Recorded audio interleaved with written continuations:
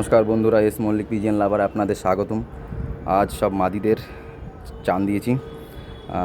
এটা হচ্ছে পটাশের জল দিয়ে। আর এখানে বাচ্চাটা এখনও চান করেনি, বাকি সবাই মোটামুটি চান করে ফেলেছে, দেখতেই পাচ্ছেন। আমি অ্যাকচুয়ালি সামনে আসিনি কারণ ওরা ভয় পাচ্ছিল প্রচুর, তাহলে ওরা চান করতো না। তো দেখতেই পাচ্ছেন, আর সবারই ডানা বাঁধা মোটামুটি।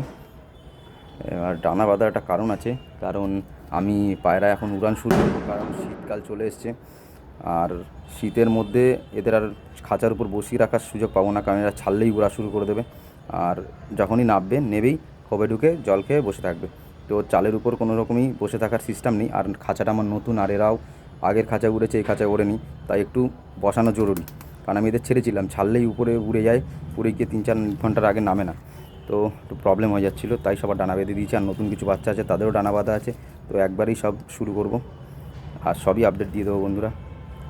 এরপরে কিছু নর আছে, নরদের ছাড়বো, তাদের আপডেটটাও দিয়ে দেবো।